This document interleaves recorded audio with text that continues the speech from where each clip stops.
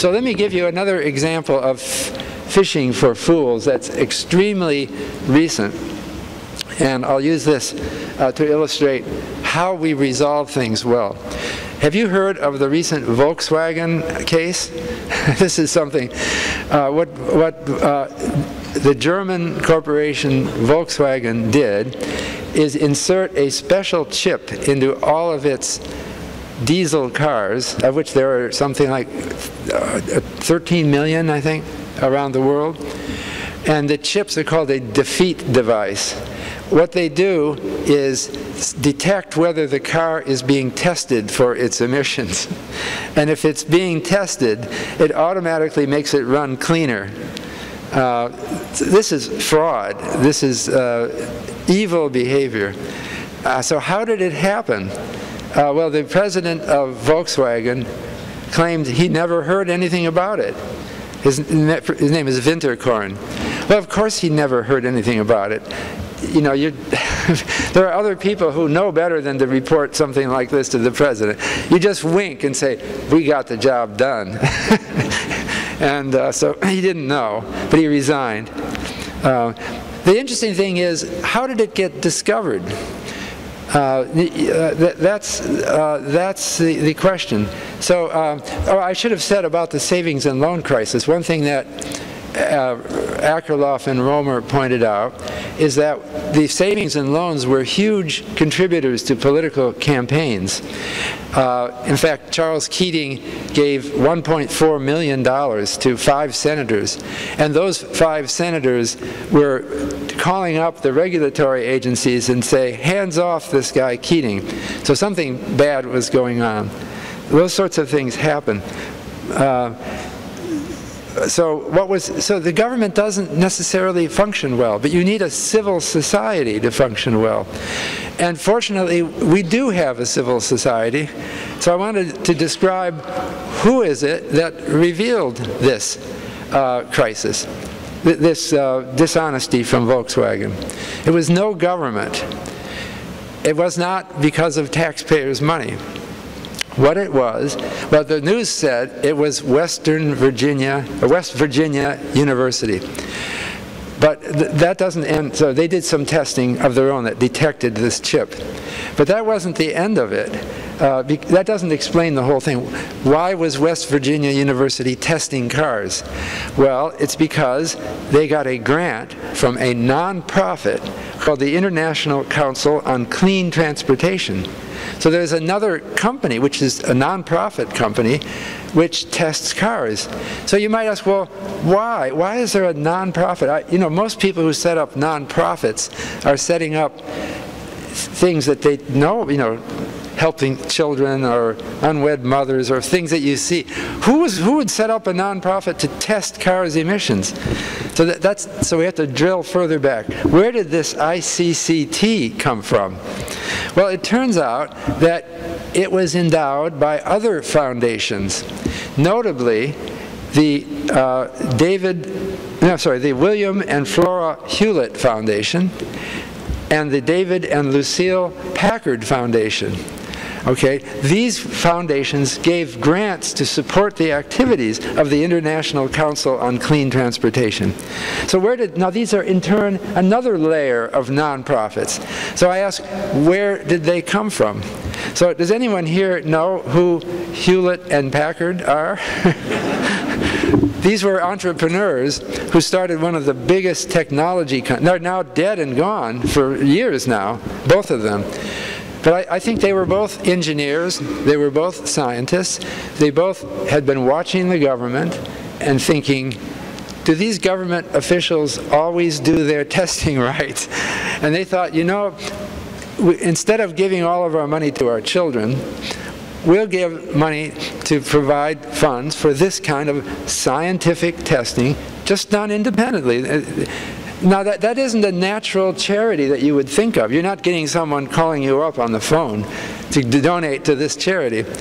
But for people like Hewlett and Packard, they understood it. And so there, I think, is civil society.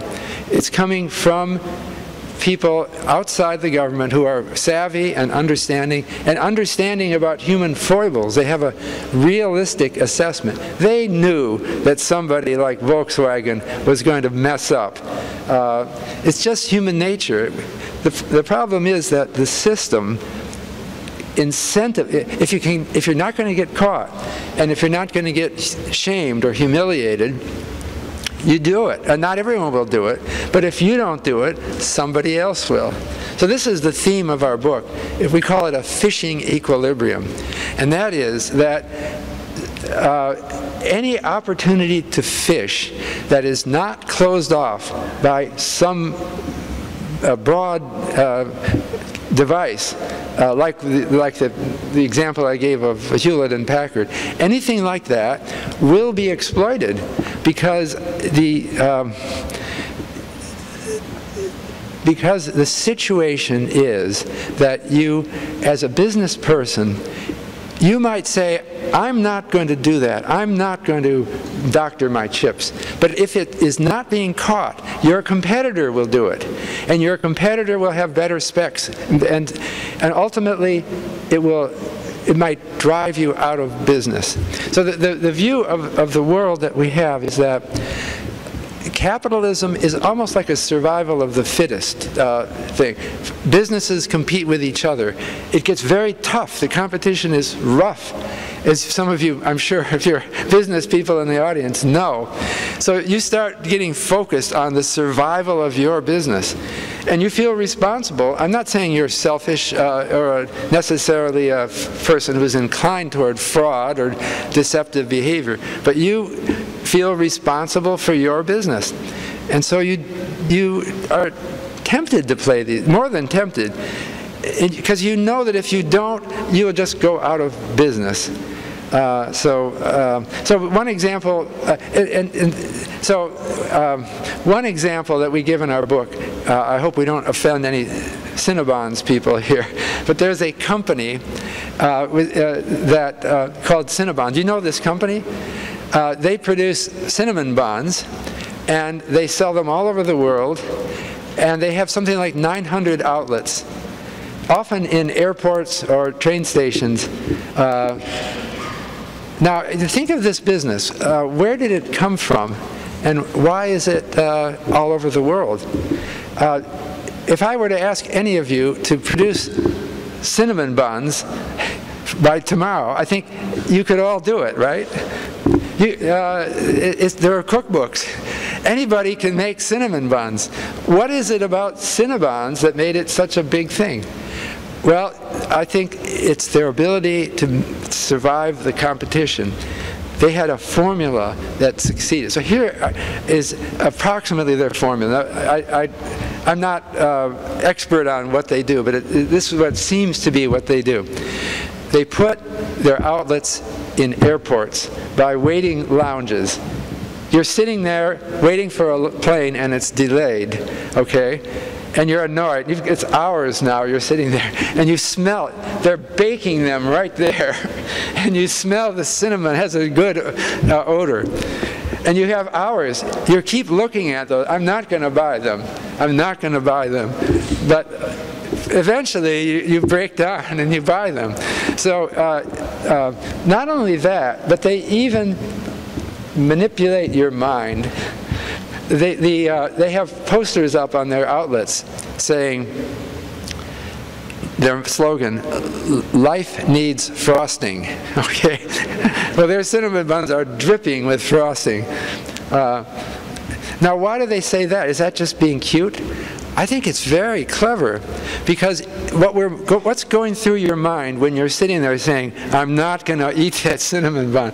Well, the way the mind works is it throws up excuses. It's like there's two people in your mind. There's a disciplinarian and there's a hedonist. The hedonist keeps saying, oh, come on, you know, you're tired, you deserve a little pleasure now. And so what it does is it keeps prodding that other guy in your brain to... Now, I'm not saying, so the other thing, I'm not saying Cinnabon is evil. They actually taste pretty good, right? If you have them.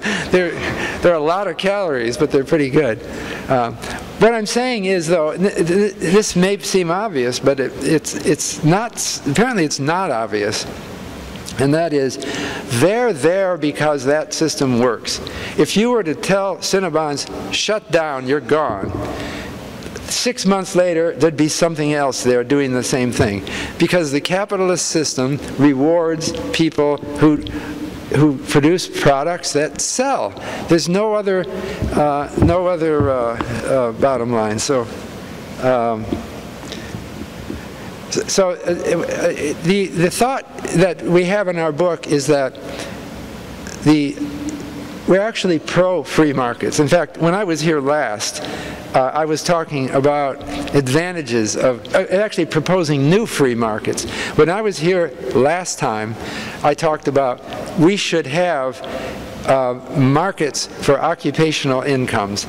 We should have markets for claims on GDP. And oh, by the way, that might be happening now. I was just at a G20 meeting. The G20 nations who are meeting next month in Turkey are talking about recommending GDP-linked securities. That's a whole other thing. We got time.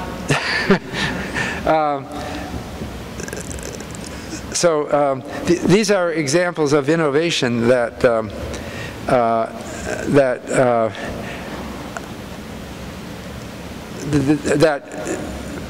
they're actually broadening of free markets. But Akerlof and I want to really just, the book is very general and maybe overly general by some taste, but we want to just remind people of civil society and the importance of, it doesn't mean bureaucrats in Washington, D.C.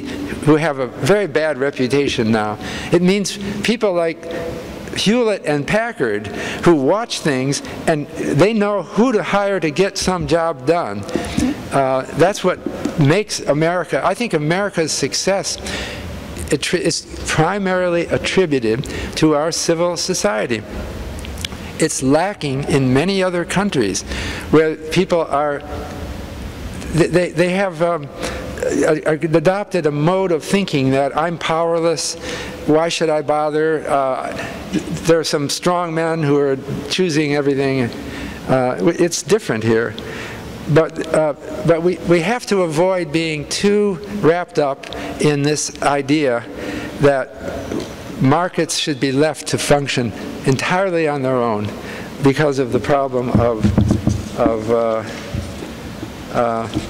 well, I was just reminded, Mayor Bloomberg here, I don't know how many of you people like it, but he created this New York law about, I don't know if I didn't research this, but as I remember, canned beverages. It seems like obesity in this country is an epidemic, and it's substantially associated with drinking sugared soft drinks. And moreover, the serving sizes are getting bigger through time. So he just wanted to make smaller cans. If you still want it, you can just buy a second can. But why should we have something suggest that you drink all of that sugar? So that's an example of the kind of, I don't know what you may have negative feelings about this, so let me know. But so I think maybe I'll just stop with some discussion of heroes.